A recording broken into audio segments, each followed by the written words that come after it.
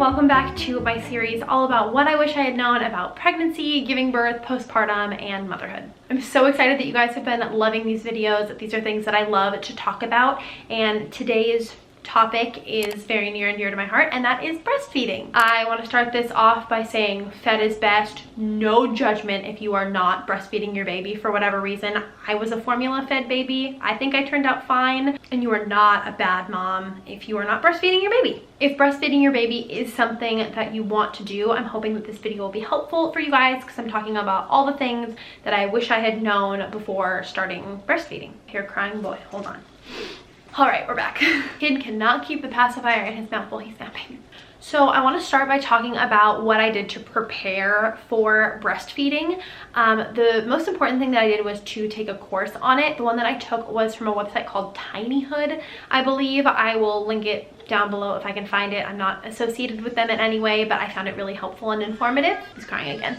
Okay, back again. The course I took was super inexpensive and quick and easy, and it taught me the basics of a good latch, probably the most important thing, but also a bunch of other breastfeeding stuff. The one thing that course told me that I wish I had known was not necessarily true is that breastfeeding shouldn't hurt if your baby has a good latch and everything's going well and you're doing it right. I heard this from quite a few sources, but our birth class instructor was so real with us and was like, people say that, but so I guess I did know that, but I don't think I really let that sink in. We had a little consultation with the lactation nurse while we were in the hospital, and Rowan had a great latch. I was very lucky that it was very easy to start nursing him. Everything was going great. He was transferring enough, and it still hurt for the first 2 weeks. You figure your nipples have never, you know, had that kind of sensation before, and they are tired and they kind of have to just toughen up. So the first 2 weeks they can be sore and a little bit raw. I didn't have any like cracking or bleeding, but I did have some like little blood blisters on the tips, which was not super fun. And I was scared that that was a sign that something was wrong, and I went back into the lactation center for a couple more follow-up appointments at the hospital, and everything was great. They said the latch was great. It was just a matter of time that my body had to get used to doing this new thing. I had the Lancino gel Soothie pads that I got at Target and lanolin, and those two things saved my life and my nipples. They made it so much more comfortable and helped me get through that first period. And honestly, by the end of the first week, it was better. By the end of the second week, it didn't hurt at all anymore. And now it doesn't hurt even a little bit. So if you can make it past those first 2 weeks, it gets so much better. Assuming, you know baby has a good latch and everything's going well, which definitely check, with your lactation nurse or lactation consultant if you can. But if all those things are good, it might still hurt a little bit. To be totally real with you guys, there were nights when the first 20 to 30 seconds would hurt so bad that I would be in tears, and Matt would just sit with me and I would just squeeze his hand, and then after that 30 seconds it wouldn't hurt anymore. And that's just because baby sucks harder in those first 20 to 30 seconds. So you can actually start them off like sucking your pinky for a little bit and then transfer them if you want to, kind of jump that painful part, which another thing I wish I had known. After that initial minute or so, it shouldn't hurt anymore, and if it does, maybe something's wrong. Don't know for sure, but if it hurts when they first latch, that can be totally normal. Another thing that I wish I had known was that the first couple of nights you are home, baby will cluster feed like crazy. Rowan, the first 2 nights we were home, wanted to just feed all night. I think I didn't get to bed one of the nights until like 4 a.m. and he was eating even then like every half an hour after that, and it was pretty miserable. The reason they do that is to signal to your body that it's time, the baby's here, bring in the breast milk, and so it helps your milk come in, but it is pretty miserable for those first couple of days. And I don't say that to scare you, I only want to let you know because I think if you go into it knowing, okay, it's going to be a couple of rough nights, but then it'll get better, and you kind of don't expect to sleep and it's coming, it's easier because you're not so exasperated and desperate to get them to settle and get them to bed because it just might not happen. The next kind of category of things I wish I had known are products to buy. None of this is sponsored, but these are things that I wish that I had known before I started breastfeeding. A few of them I had and a lot of them I didn't and had to go to the store for. The first thing is a pumping bra. If you are pumping at all, I tend to pump, you know, at least once a day. And in the early days, you might even do a little bit more if you're experiencing engorgement. You do have to be careful with that because if you pump too much, then your body thinks you need more milk and the engorgement doesn't really go away, but you can pump a little bit just to comfort. I have the Kindred Bravely pumping bra. Actually, I'll grab it. So this is the pumping bra that I have, and you'll see it's actually a regular nursing bra too, but I only use it for pumping. It's got 2 clips. So the first one comes down and it has this like hole where you can put the flange of the breast pump, and then if you want to just feed your baby, you can take that down and just have it completely open. This has been so great for hands-free pumping. It was pricey, but I only got one and I just keep it in the nursery, and I only ever wear it for like 20 minutes at a time, so it doesn't really need to get washed all that often, and it was totally worth it. I'll link my regular nursing bras down below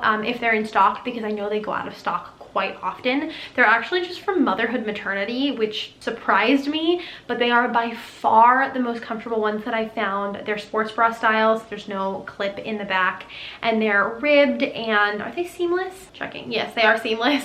And they are so comfortable and nice and easy to nurse in, and they look, you know, kind of invisible under clothing. Highly recommend. They're not that expensive either, which is great. Then the last thing is these babies. I bought the reusable, like sustainable bamboo nursing pads, and basically if you are leaking, it just catches all of the extra breast milk, and I wanted to be eco-friendly, but the bamboo ones sucked so bad because they didn't wick the moisture away from me, and so like I would get like my boobs would get like stinky, and it would be really uncomfortable and still wet feeling.